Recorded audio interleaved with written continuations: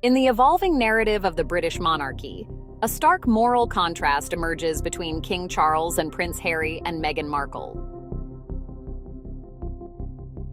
Recent revelations suggest that King Charles's actions may indicate a troubling willingness to prioritize financial gain, even at the expense of his own son, Prince Harry. This moral quandary raises significant questions about familial loyalty and the ethical responsibilities of a monarch, particularly in a time when public trust is paramount. The idea that a father would rob his own son speaks volumes about the values upheld within the royal family. If King Charles can prioritize financial interests over his relationship with Harry, it is not far-fetched to assume he would also exploit public resources without a second thought. Such behavior not only reflects poorly on his character, but also casts a long shadow over the institution he represents, suggesting a troubling trend where the monarchy prioritizes self-interest over the welfare of the people. In direct contrast, Prince Harry and Meghan Markle exemplify the ideals of modern royalty: compassion, charity, and a commitment to uplifting those in need. Their actions consistently demonstrate a dedication to public service that starkly contrasts with the alleged self-serving tendencies of the royal family, showcasing a new model of what it means to be a royal in the 21st century. Recent reports highlight the impressive philanthropic efforts of the Duke and Duchess of Sussex, particularly their ability to raise $1 million for charity during the Royal Salute Polo Challenge in Palm Beach. This remarkable achievement is not merely a financial milestone. It symbolizes their commitment to making a positive impact on the lives of vulnerable children, particularly those supported by the charity Sentabale, founded by Harry to help children affected by HIV in Lesotho. Moreover, Meghan Markle's dedication to charity is exemplified through her successful cookbook project, which raised over £500,000 for the Grenfell Community Kitchen. This initiative not only provided much-needed financial support to a community grappling with the aftermath of tragedy, but also fostered a sense of unity and resilience among those affected by the Grenfell Tower fire. Meghan's ability to channel her passion for cooking into a fundraising effort not only highlights her entrepreneurial spirit, but also her commitment to social causes.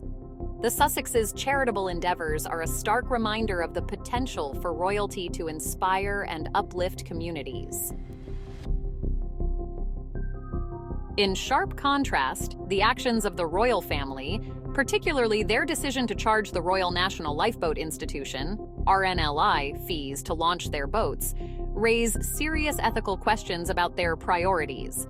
By imposing financial burdens on a charity dedicated to public safety, the royal family exemplifies a troubling mindset that prioritizes profit over altruism. Charging fees for the RNLI to cross duchy beaches in picturesque locations such as Salcombe and Sennin Cove not only highlights a sense of entitlement, but also paints a disturbing picture of the monarchy's relationship with charitable organizations. This decision to extract money from a service that exists for the public good underscores a broader narrative of exploitation, contrasting sharply with the Sussexes' commitment to giving back. The juxtaposition of the Sussexes' altruism against the backdrop of the royal family's alleged greed paints a vivid picture of two contrasting approaches to royalty. As Harry and Meghan strive to uplift others, King Charles's actions suggest a troubling inclination to take, revealing a moral disparity that raises concerns about the future of the monarchy itself. The attacks on Prince Harry and Meghan by certain factions of the media and royalists can be interpreted as a defensive mechanism to protect the monarchy's reputation.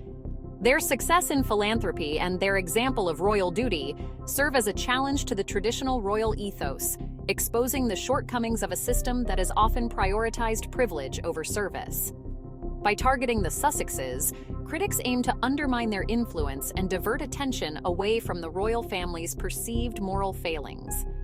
This reaction serves to protect the monarchy's image, rather than address the pressing need for reform and accountability within the institution. It is a defensive strategy that ultimately reveals more about the insecurities of the royal family than about the Sussexes themselves.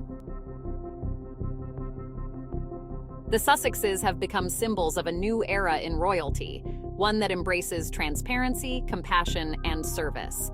Their philanthropic efforts embody a royal model that prioritizes giving over taking, illustrating a deep commitment to social justice and community well-being.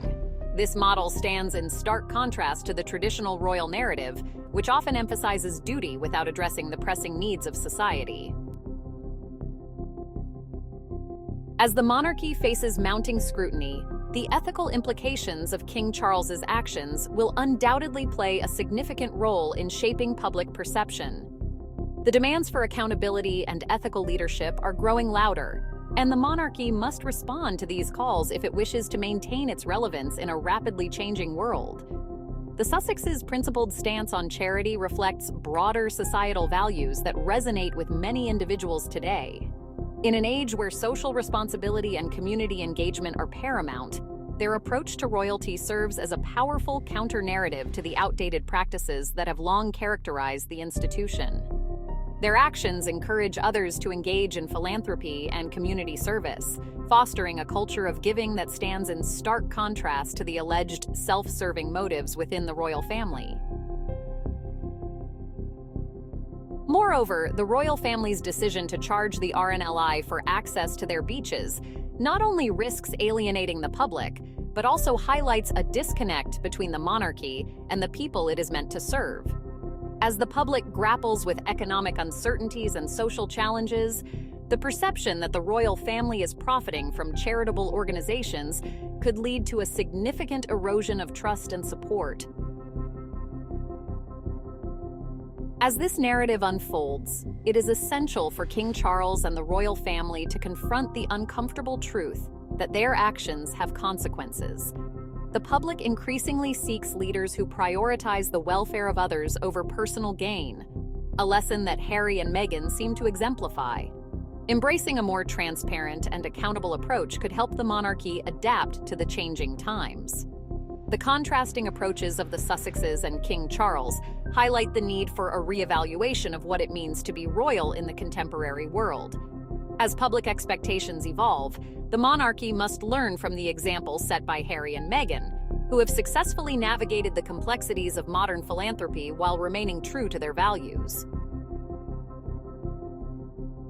In conclusion, the revelations surrounding King Charles's financial motivations and the Sussexes' charitable legacy paint a complex picture of the monarchy's current state. While the Duke and Duchess of Sussex exemplify a new model of royalty committed to compassion and social responsibility, King Charles's actions suggest an outdated mentality that prioritizes self-interest. As the public continues to engage in discussions about the monarchy's future, it is crucial for King Charles and the royal family to reflect on their actions and embrace a more ethical approach. The future of the monarchy may depend on its ability to adapt to the changing societal landscape and prioritize the needs of the people it serves. Ultimately, the contrasting narratives of the Sussexes and the royal family serve as a microcosm of the broader societal shift towards accountability and transparency. The public deserves a monarchy that embodies integrity, compassion, and service, values that the Sussexes have already embraced and promoted. As this dialogue continues, the monarchy stands at a crossroads. It can either choose to embrace the principles of accountability and service, learning from the examples set by Prince Harry and Meghan Markle, or it can continue down a path of entitlement and moral ambiguity. The choice is clear. The future of the monarchy depends on its ability to prioritize the public's interest over royal protection, ultimately striving to become an institution that genuinely serves its people and upholds the values that resonate with a modern audience.